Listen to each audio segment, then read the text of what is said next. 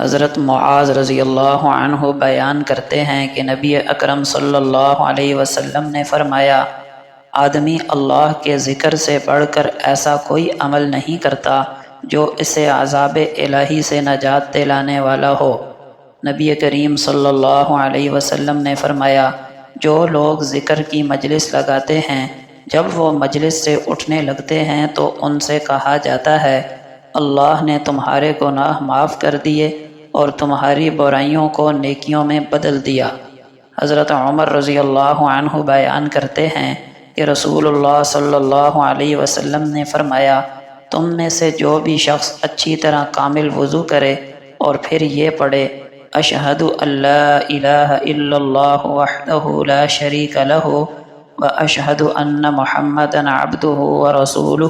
تو اس کے لیے جنت کے 8 دروازے کھول دیے جاتے ہیں، وہ جس دروازے سے چاہے گا داخل ہو جائے گا۔ حضرت عبداللہ ابن عباس رضی اللہ عنہما بیان فرماتے ہیں کہ نبی کریم صلی اللہ علیہ وسلم نے فرمایا، گناہوں کا کفارہ بننے والے اعمال یہ ہیں: نماز کی ادائیگی کے بعد مسجد میں ٹھہرے رہنا، باجماعت نماز پڑھنے کے لیے چل کر مسجد میں جانا، دل نہ چاہنے کے باوجود کامل وضو کرنا۔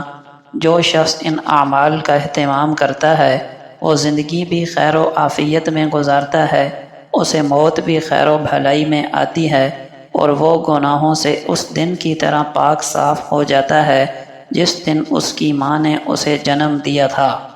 نبی اکرم صلی اللہ علیہ وسلم کا فرمان ہے، 4 شخص مرفوع القلم ہیں: لڑکا جب تک بالغ نہ ہو، سویا ہوا جب تک بیدار نہ ہو، دیوانہ جب تک تندرست نہ ہو،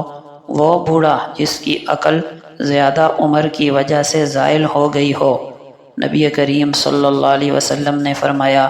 جو شخص اجازت کے بغیر اپنے بھائی کے خط کو دیکھے گا وہ آگ کو دیکھے گا۔